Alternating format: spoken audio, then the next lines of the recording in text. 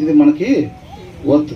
లోకంలో చాలా చోట్ల ఇలాంటివి మనకి స్పష్టంగా కనబడుతూ ఉంటాయి. వాక్య సారాంశం సత్యం, ఆ సత్యం మనల్ని స్వతంత్రం చేసిద్ది. అట్లనమాట. ఏమి లేకుండా ఉన్నావా, బాధపడబా, కేసే దగ్గరికి రా. ఫస్ట్ నెలలో సైకిల్ కొనుక్కుంటావు, వచ్చే నెల బండి గ్యారెంటీ. ఏంటంట, ఈ నెల అయితే సైకిల్, వచ్చే నెల బండి గ్యారెంటీ, ఆ పై వచ్చే నెలలో కారు.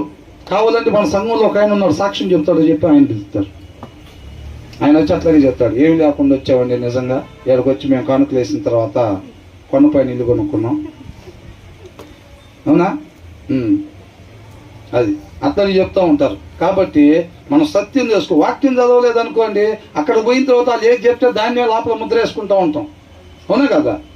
కాబట్టి జాగ్రత్త కలిగి మన ధ్యాస ఎక్కడుంది, మన చూపు ఎక్కడుంది, ఎవరెవరి గురించి తెలుసుకుందాం అనుకుంటున్నాం. ఇవాళ సినిమా యాక్టర్లో వాళ్ళు ఏం తింటారో తెలుసా అని హెడ్డింగ్ పెడితే దాన్ని ఖచ్చితంగా క్లిక్ చేసి ఆయన ఏం తింటాడో, ఏం తాగుతాడో, ఎక్కడ పడుకుంటాడో, అసలు ఎలా నడుస్తాడో, ఎలా కూర్చుంటాడో, ఎంత ఆసక్తి అసలు సినిమాల్లో కనపడేవాళ్ళు. అవునా? అదే ఎవరన్నా అక్క అసలు మొన్నకి తినడానికి సరిగ్గా లేదక్క అంటే వినబుద్ధి అవుతుందా? పెద్ద పెద్ద వాళ్ళు, ముఖ్యమంత్రులు, ప్రధానమంత్రులు ఏం తింటారో తెలుసా అని అంటే ఎమ్మటే క్లిక్ చేసి వాళ్ళ గురించి తెలుసుకోవాలని ఆశ. వాళ్ళ జీవితంలో ఎలా ఉంటున్నారు, ఎంత లగ్జరీగా ఉంటున్నారు, కుదిరితే మనకు కూడా అలాంటివి రావాలని. నీ నోటితో ఏది పలుకుతావో అది జరిగిద్దే అని అంటారు. జరిగిద్దా? మన ఇష్టం వచ్చినట్టు మనం ఉండి నోటితో పలుకుంటే సరిపోయిద్దా? సరిపోదు. ఇచ్చేవాడు ఆయన. మీరు పాడే పాటలు కూడా నా దగ్గరికి రమ్మంటున్నాడు. ఆయన మాట ప్రకారం ఉండకపోతే నువ్వు 10 పాడు, 100 పాడు, ఎంత చక్కగా పాడు. అవునా? అర్పణలో ప్రాబ్లం కాదు, పాట ప్రాబ్లం కాదు, ప్రార్థన ప్రాబ్లం కాదు, మనమే ప్రాబ్లంగా ఉండకూడదు. మనం ప్రాబ్లంగా ఉంటే మనం పాడినా, ప్రార్థన చేసినా, ఏది చెప్పినా కానీ ఆయన దగ్గరికి వెళ్ళదు.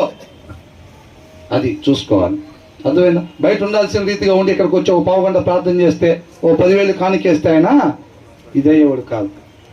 అది చూసుకోవాలి మనం. కాబట్టి మన దృష్టి ఎక్కడుంది, మన కాలనీలో, మనల్ని దేవుడు ఈ కాలనీలో ఉంచాడు అని అంటే మన చుట్టుపక్కల ఎవరైతే అవసరతల్లో ఉంటున్నారో వాళ్ళ మీద ధ్యాస ఉందో లేదో చెక్ చేసుకోవాలని. అవకాశాన్ని వదిలిపెట్టుకోవద్దు. మన స్తోమతలో ఏదైతే ఉందో ఆ స్తోమత తగ్గట్టుగా ఒకరికో లేదా ఇద్దరికో ముగ్గురికి దేవుడిచ్చిన దాన్ని బట్టి మనం సహాయం చేసేవారుగా ఒక మంచి మాదిరిగా ఎప్పుడూ మాటలు చెప్పటమే కాదు.